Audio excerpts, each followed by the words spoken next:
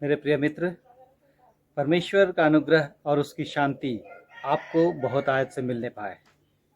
परमेश्वर का वचन कहता है, भजन संहिता अध्याय 50 उसके 14 पद में इस प्रकार लिखा हुआ है, परमेश्वर को धन्यवाद का ही बलिदान चढ़ा और परम प्रधान के लिए अपनी मन्नतें पूरी कर। उसके बाद 23 पद में लिखा है, जो धन्यवाद का बलिदान चढ़ाता है वह मेरी महिमा करता है, और जो अपना मार्ग सीधा बनाए रखता है उसको मैं परमेश्वर का उद्धार दिखाऊंगा। मेरे दोस्तों, धन्यवाद का बलिदान, धन्यवाद बहुत ही ज़रूरी कार्य है जो हम लोगों को अपने कृतज्ञता, अपने ऊपर किए गए उपकार का बदला चुकाने का बहुत ही सुंदर माध्यम है। जैसे कोई यदि आपकी मदद करे तो आप उसे धन्यवाद देना नहीं भूलते हैं, और जिस व्यक्ति को धन्यवाद दिया जाता है वो भी आपके धन्यवाद के शब्द को सुन करके खुश हो जाता है, आनंदित हो जाता है, और आपके उस धन्यवाद के शब्द के बदले वो आपकी और मदद करना चाहता है। लेकिन इसके विपरीत यदि आप विचार कीजिए कि आपको किसी ने सहायता की और बदले में आपने उसको धन्यवाद नहीं दिया, तो क्या होगा? वो व्यक्ति हो सकता है कि आपके धन्यवाद ना देने के कारण नाखुश हो जाए, क्रोधित हो जाए, और बदले में आपको बाद में कभी सहायता ना भी करे। इसलिए धन्यवाद देना एक ऐसा कार्य है जो हम लोगों को अपने जीवन में सिखाया जाता है कि हम लोग दूसरों को धन्यवाद दें जो हम लोगों की मदद करता है। जब आपको कोई मदद करता है तब आप उसको धन्यवाद दीजिए, और जब आप दूसरों की मदद करेंगे तो वे भी आपको धन्यवाद देंगे। तो जब हम मनुष्य होकर के धन्यवाद का शब्द सुनना चाहते हैं तो परमेश्वर के विषय में भी यहाँ बहुत ही अच्छी बात लिखी हुई है कि परमेश्वर को धन्यवाद का ही बलिदान चढ़ा और उसके लिए अपनी मन्नतें पूरी कर। 23 पद में हम लोगों ने पढ़ा कि जो परमेश्वर को धन्यवाद का बलिदान चढ़ाता है वो परमेश्वर की महिमा करता है। हम लोग परमेश्वर को उसके किए गए उपकारों के लिए जब धन्यवाद देते हैं तो हम लोग उसकी महिमा करते हैं। बहुत बार हम लोग सोचते हैं कि हम लोग परमेश्वर को किस बात के लिए धन्यवाद दें, क्यों दें, कैसे दें। इसका भी जवाब बाइबल बहुत ही सुंदर रीति से देती है। हम लोग भजन संहिता अध्याय 103 और उसके 1 से लेकर 5 पद में जब पढ़ेंगे तो वहाँ पर हम लोग बहुत ही सुंदर उदाहरण पाएंगे कि हम लोग किन किन बातों के लिए परमेश्वर को धन्यवाद दे सकते हैं। यहाँ लिखा है, भजनकार ने लिखा है भजन संहिता 103 और उसके 1 से लेकर के 5 पद में, हे मेरे मन, यहोवा को धन्य कह, और जो कुछ मुझ में है उसके पवित्र नाम को धन्य कहे। हे मेरे मन, यहोवा को धन्य कह और उसके किसी उपकार को न भूल, जो तेरे सब अधर्मों को क्षमा करता और तेरे सब रोगों को चंगा करता, जो तेरे प्राण को गड्ढे में से उबारता और तेरे सिर पर करुणा और दया का मुकुट पहनाता, जो तेरी लालसाओं को भली वस्तुओं से तृप्त करता है, जिससे तेरी जवानी उकाब के समान फिर से नई हो जाती है। मेरे प्रियो, हम लोग बहुत बार सोचते हैं कि हम लोग परमेश्वर को किस बात के लिए धन्यवाद दें, क्या धन्यवाद दें। यहाँ पर बहुत ही खूबसूरत उदाहरण भजनकार ने प्रस्तुत किया है और उसकी सूची उसने प्रस्तुत की है कि हम लोग किन किन बातों के लिए परमेश्वर को धन्यवाद अर्पित कर सकते हैं। उसने और किसी को नहीं कहा कि तुम लोग धन्यवाद की भेंट अर्पित करो या करना चाहिए। उसने अपने आप से कहा, हे मेरे मन।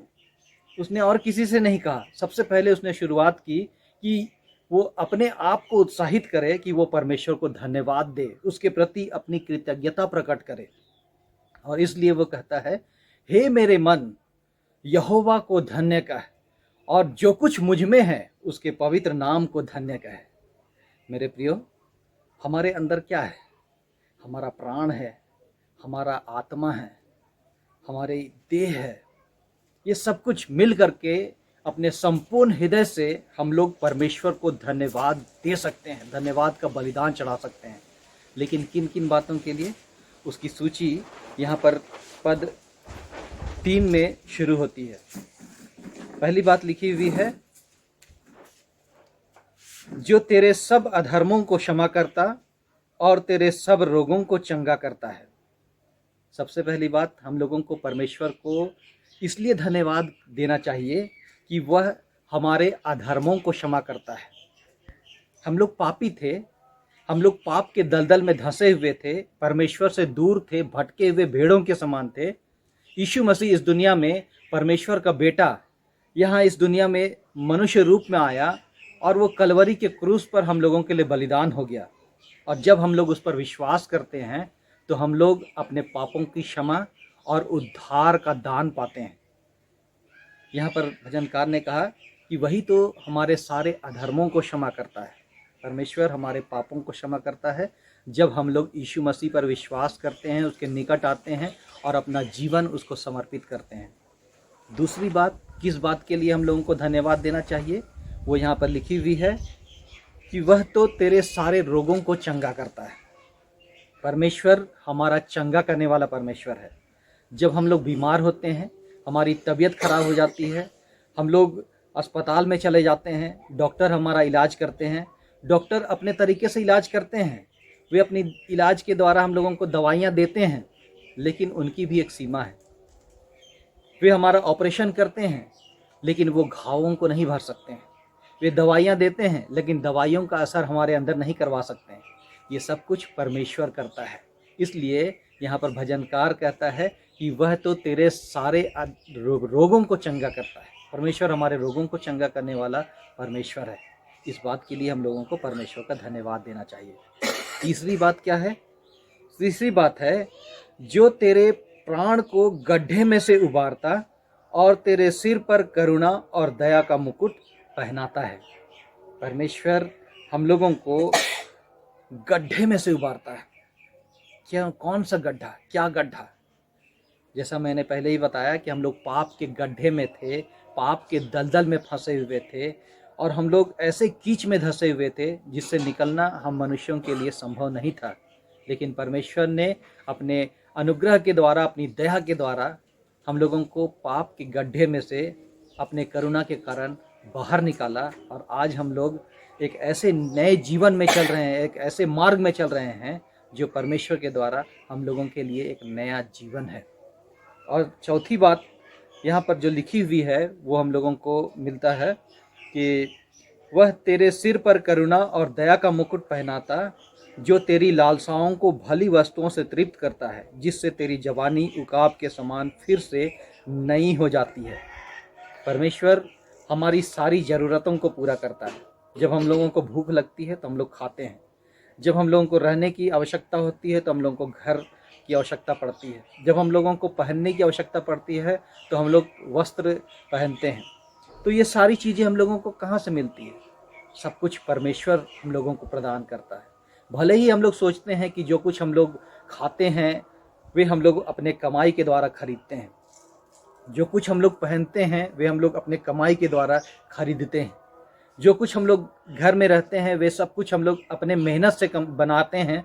लेकिन ये याद रखें कि जब तक परमेश्वर की दया और करुणा हमारे जीवन में ना रहे तो ये सब कुछ हम लोग कभी नहीं कर सकते हैं। इसलिए मेरे प्रियो, परमेश्वर को धन्यवाद का बलिदान चढ़ाना एक बहुत ही अच्छा कार्य है और इसके द्वारा हम लोग परमेश्वर के प्रति अपने कृतज्ञता को प्रकट करते हैं और इसके द्वारा हम लोग परमेश्वर की महिमा करते हैं। परमेश्वर चाहता है कि हम लोग हर दिन जब उठते हैं तो जब हम लोग देखते हैं कि हमारे सांसें चल रही हैं, देखते हैं कि हमारा दिल धड़क रहा है, हमारा फेफड़ा अच्छी तरह से कार्य कर रहा है, हम लोग स्वस्थ हैं, हमारे सारे प्रियजन लोग भी सुरक्षित हैं, जब हम लोग किसी सफ़र से होकर के आते हैं घर में तो हम लोग देखते हैं कि सुरक्षित अपने घरों को हम लोग पहुंच गए हैं, तो इन सारी बातों के लिए हम लोगों को हर दिन परमेश्वर को धन्यवाद देना चाहिए। इसलिए भजनकार कहता है कि हे मेरे मन, तू यहोवा को धन्य कर और उसके किसी उपकार को ना भूलना, क्योंकि वही तो तेरे सारे पापों को क्षमा करता और तेरे सारे रोगों को चंगा करता है। परमेश्वर इस वचन के द्वारा आपको बहुत आयत से आशीष दे। आमीन।